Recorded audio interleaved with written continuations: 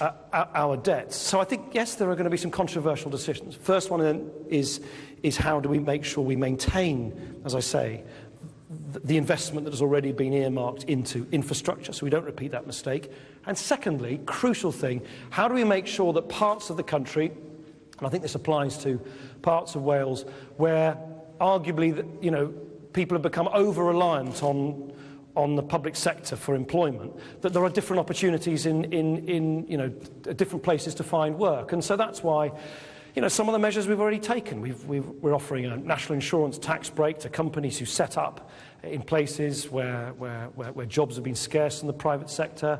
We're setting up this green investment bank that I told you about that actually creates new jobs. We'll be announcing in November new legislation for a Green Deal, the most ambitious programme of home and business insulation this country's ever seen, to create thousands and thousands of jobs, good for the environment, good for jobs as well, so that you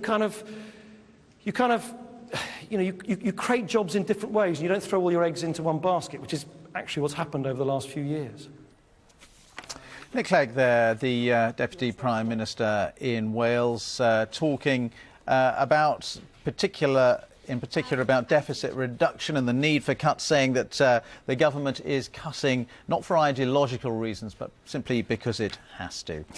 Well, lots more to come throughout the afternoon. Sophie's here with the 1 o'clock news in just a moment or two, but first let's look at the weather with Nick Miller.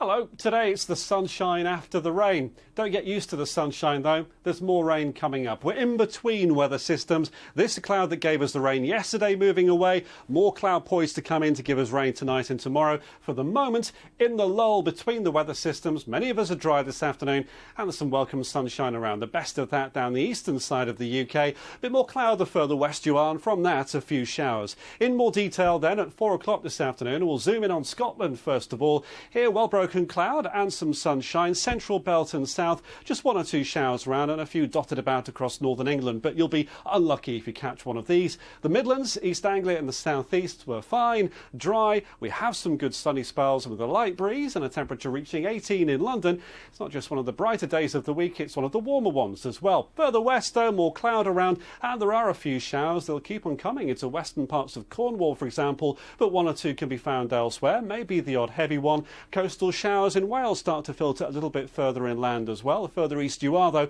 still some brightness around. Northern Ireland, a good deal of cloud, but mainly dry. We will notice the breeze freshening, though, later in the day. And the wind picks up even further overnight as we see more general cloud and outbreaks of rain feed their way in through the evening for Wales and the southwest, extending further east, and then by the end of the night, a band of heavier rain across western parts of the UK. Temperature, though, well, it's up compared with last night, so it's going to be a milder night, some of us staying in double figures.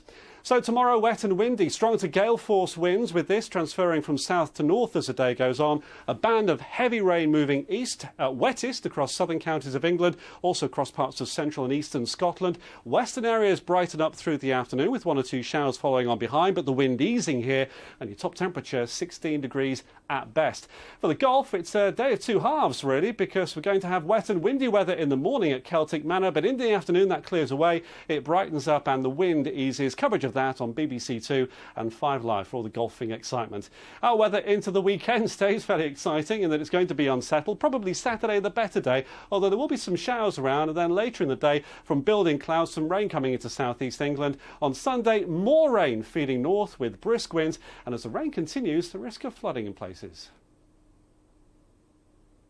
The idea of multiculturalism as a policy or an idea, an ideology, is something that I've never understood. I grew up in a community in which it was none of those things. We don't walk around our neighbourhood thinking, how's this experiment going? This is not how people live. It's just a fact. So I'm neither a proponent or somebody who speaks against multiculturalism no more than I speak for or against having arms. I think it's a fact of life. The Today programme, weekdays 6 to 9, Saturdays from 7 on BBC Radio 4.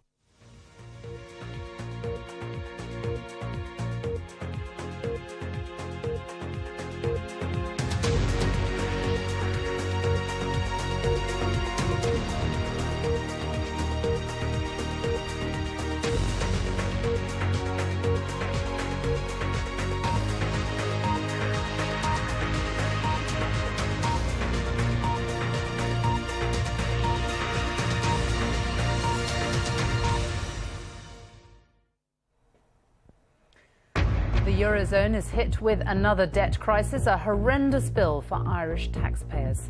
The cost of bailing out just one of their banks could now soar to 30 billion, and Spain's credit rating is downgraded. One of Hollywood's biggest...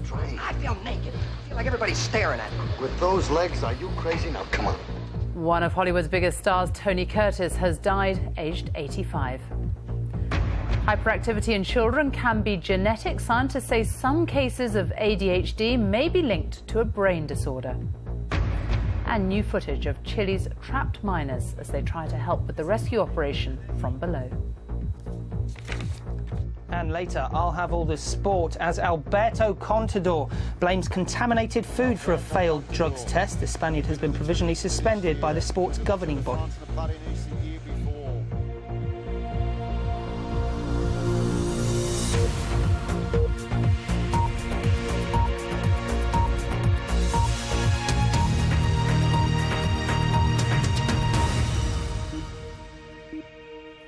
Good afternoon and welcome to the BBC News at 1. The financial crisis in the Eurozone has flared up again today after the Irish government warned that the cost of rescuing the country's banks has sharply increased. It could cost up to £30 billion to bail out the Anglo-Irish bank alone. And Spain's delicate economy has also been hit again after its credit rating was downgraded, meaning the nation's borrowing costs are likely to rise even more. Here's Hugh Pym. The scars from Ireland's property boom and bust are still all too visible, and the impact on the nation's banks is still being felt.